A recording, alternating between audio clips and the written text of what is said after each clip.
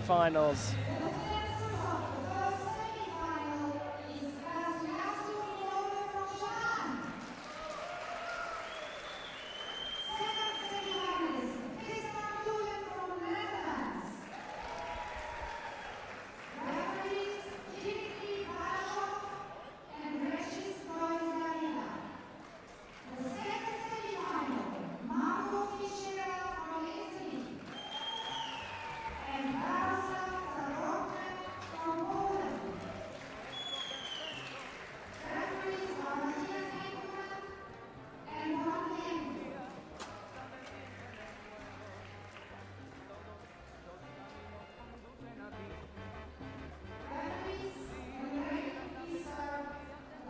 So there we go, it's MINOBE up against TULEN.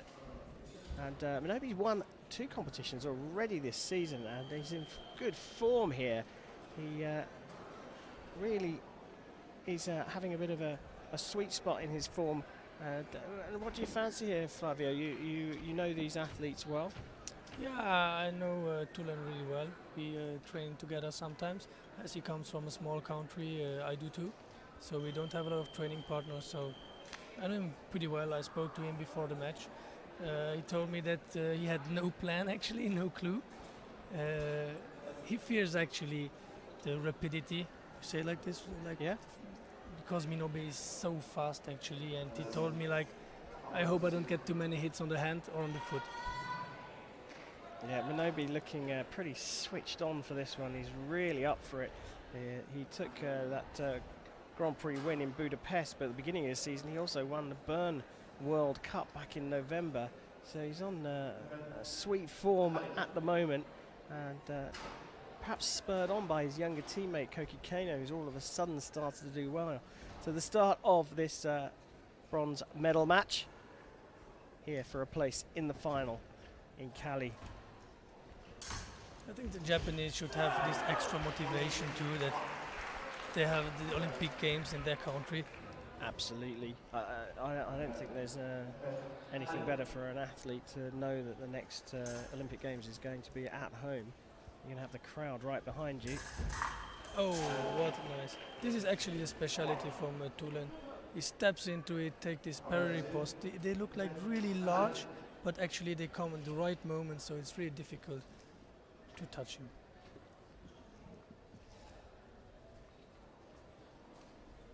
And a hit like that will give MINOBE something to think about. He won't want to get too close too quickly, will he? Exactly. If he steps in too fast, then he knows exactly that this parry is coming at the last moment. So he really has to prepare his touches.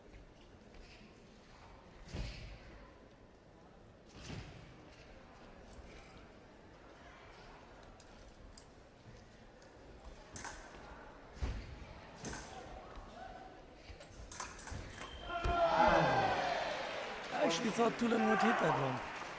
Yeah, misses the first one, just stays in there with a continuation of the attack. But MINOBE just keeping away long enough to then land a counter-action.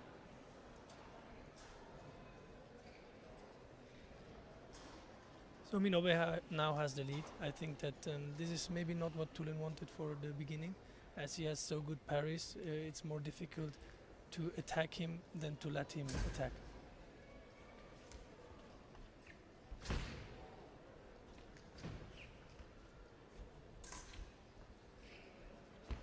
Oh, it's really nice. So he teased the first one. He's trying to draw TULEN out to try and make an attack. He doesn't do it, so he just goes for it himself so fast. When he launches, he goes so like a rocket ship. Yeah.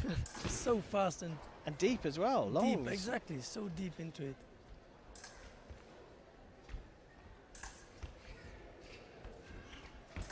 As you look for MINOBE on your right, he's stepping in. Again, got away with that one a little bit, but he's stepping in and trying to tease TULEN out into going, and he's anticipating it. You watch, he jumps in, and then you see this big circular ceased flick, and sometimes the opponent hasn't fallen into the trap, and it looks a bit weird, but that's what he's looking for. Yeah, as he does this big invitation, Tulen doesn't know if he's really coming or not. So he can step into the distance, and if Tulen doesn't pay attention, just go straight for his body. And if Tulen maybe comes, he steps backwards, goes out of the distance, and get this hit on his arm. So that's the most difficult thing to see when he's coming or when he's stepping back. Nice one. Exactly what I was telling. Doing this invitation, Tulen just comes a little bit too close and he closes the distance. Quick as well. I mean, the opportunity is there for a fraction of a second. Again! Oh, again, this is what we are talking about in the beginning of the match. Oh, Tulen hates to get these hits on the hand.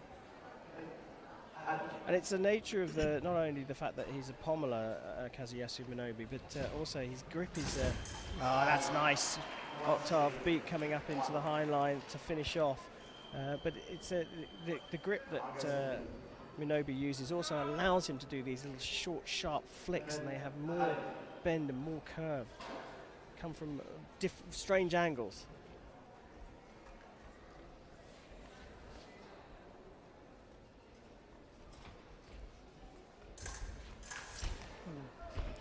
Not really lucky there.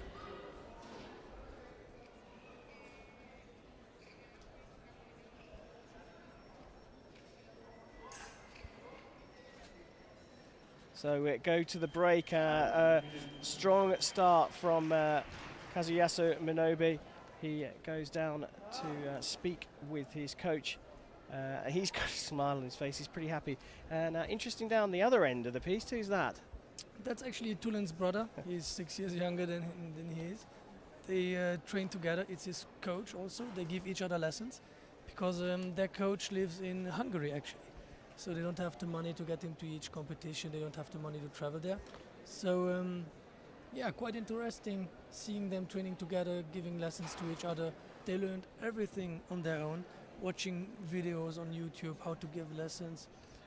So self-made man, we could say. That's amazing. That's a great story. I actually saw them out in the outside here. We have a covered area, but it is still outside. It has no walls, and that's where all the sort of training pieces are, the warm-up pieces are. And I saw them, and I did think, hold on, that's TULEN and TULEN. Okay, I know there's two brothers. One's giving a lesson, and then I came and walked around half an hour later. The other one was giving the other one a lesson. It's great to see. So now I think MINOBE. I think TULEN has to step a little bit more into the distance to get this plate, to do this parry riposte when MINOBE wants to attack him. But I think this is exactly what MINOBE maybe is waiting for, because as TULEN steps more into the distance, he can just launch into on the body and get this single hit. So Canada's Dmitry Balashov, referee, gets us underway for the second period of this bronze medal match. Kazuyasu Minobe 7-2 up and in control here, looking very relaxed in the break, starting with an early attempt to the foot. And then, well, TULEN going in and closing the distance, as you said, but coming away with nothing. Yeah, actually it was well done by TULEN. He's a little bit unlucky there to not get a hit. I think this is exactly what he's trying to do. Step into the distance, so MINOBE stretches his arm and then parry and go for the hit. It's a bit of second intention. Exactly.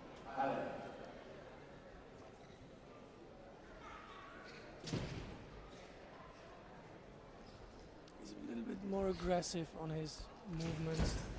Oh, there you go, trying to lure MINOBE out, trying a little counter as he's running away. Still pressing, still closing the distance and trying to go for the attack. Gets the hit, goes for the attack, gets the hit.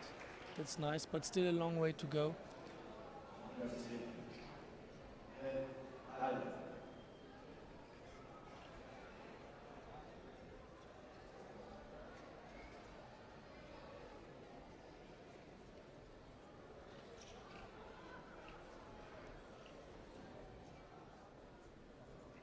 So MINOBE just backing out of this one a little bit with that lead. It's all down to Tristan TULEN to put his mark on this and try and make it a bit of a fight. And then just when you think you're safe and he's not going to do anything, all of a sudden that one looked like it was coming from miles away, but still very successful. TULEN going for that low line parry there was actually what gave MINOBE the opportunity to land. He has actually parries that are so fast, but MINOBE manages to get into it and not getting parried. So you see the speed of this fencer. It's incredible. Yeah, and he's pretty classic to look at, MINOBE.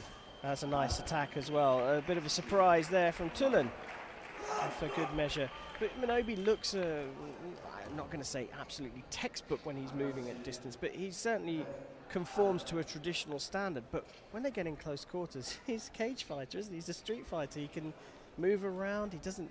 There's no conformity to what he does. Yeah, he's really agile. Attacking for too far away that time, TULEN. Looking for the parry, but doesn't find it because MINOBE knows that he's looking for the parry, so he just has to, what we call it? Disengage. Disengage, exactly. Yeah, avoid the parry. I think this is actually what MINOBE is trying to do. Try to get the parry from TULEN to disengage and then land the hit on the body. He's so fast that he closed the distance there for a shorter man. It looked like he needed one extra step, but he didn't. Just a step lunge was enough. Yeah, it's actually not really tall.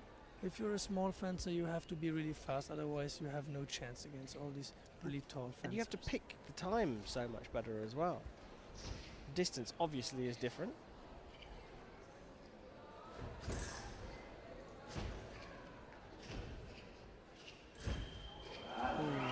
Again, really nice hit on our forearm. If you take your eye off this for a second, you miss the spectacular hits from Kazuyasu That one was MINOBE. really nice. Just beautiful, beautiful fencing. Looking strong here.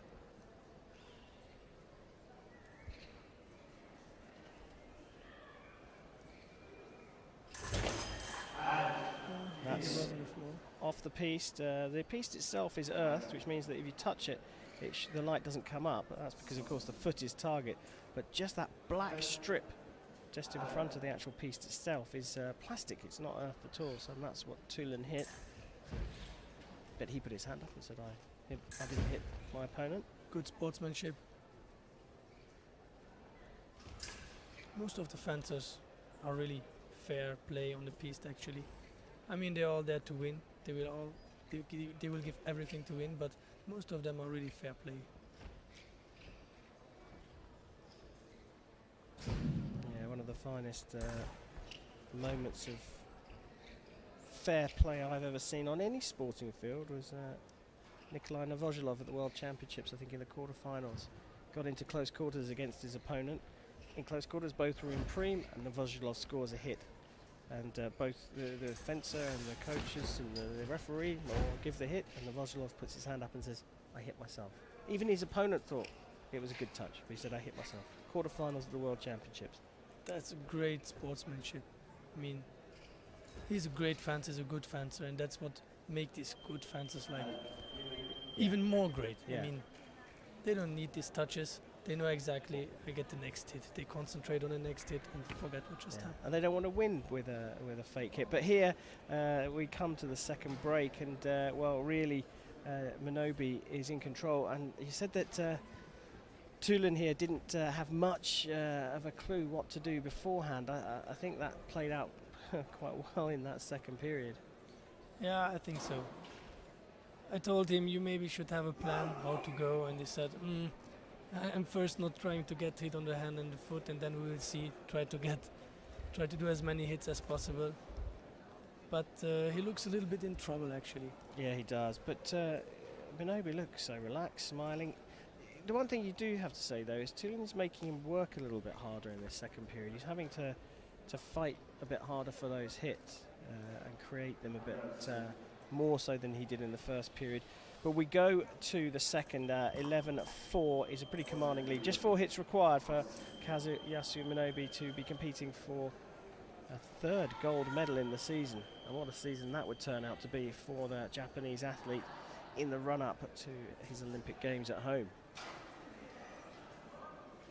I don't think that TULEN can still win this match, but as I know him, he will be fighting for each touch. Trying out things maybe to get experience for the next few tournaments. Yeah, it's practice, isn't it, now for him? I think we can say that MINOBE has the experience. It's not the first time he was there.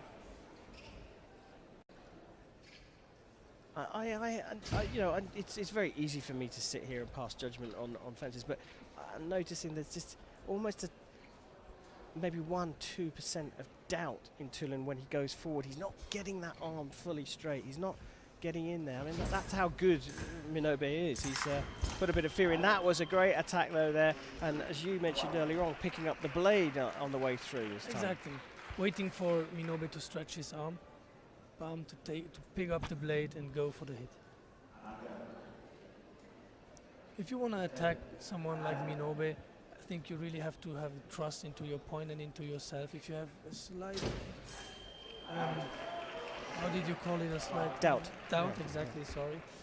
If you have a slight doubt, then you're not going to touch a single. You're not going to have that single line.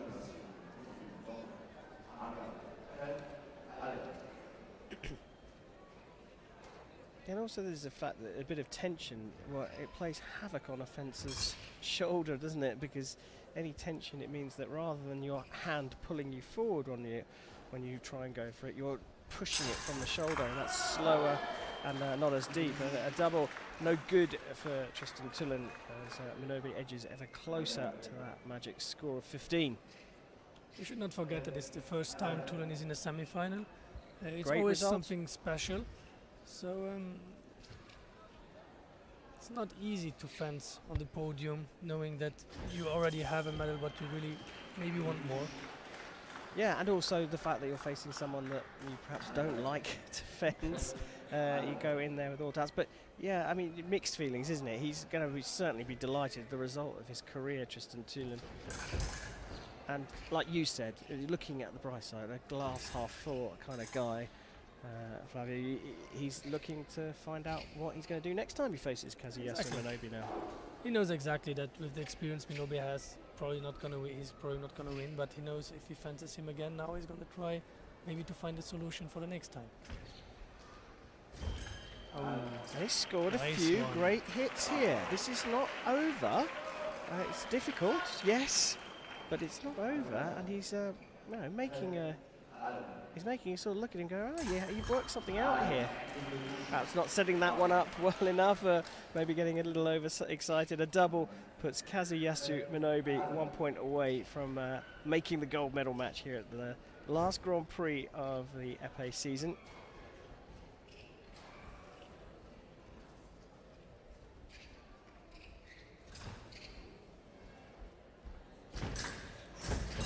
Oh, nice stuff in the end there.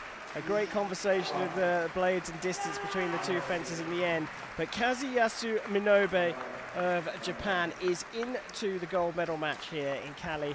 He will fight for a third championship title of the season on the regular circuit before heading off, or the guys go off to Paris for a World Cup in a couple of weeks' time, and then it's the turn of the zonal and the World Championships. But a brilliant performance. Kazuyasu MINOBE of Japan is into the men's épée gold medal match here in Cali. Well, Flavio, look, you said he would never give up TULEN, and he didn't. And I think what's most impressed me about your Dutch colleague is that he actually showed that he found a solution in the third period. And you're saying that he's going to be looking for answers for maybe the next time this fight's over at 11-4 going into the final period. But he really demonstrated that he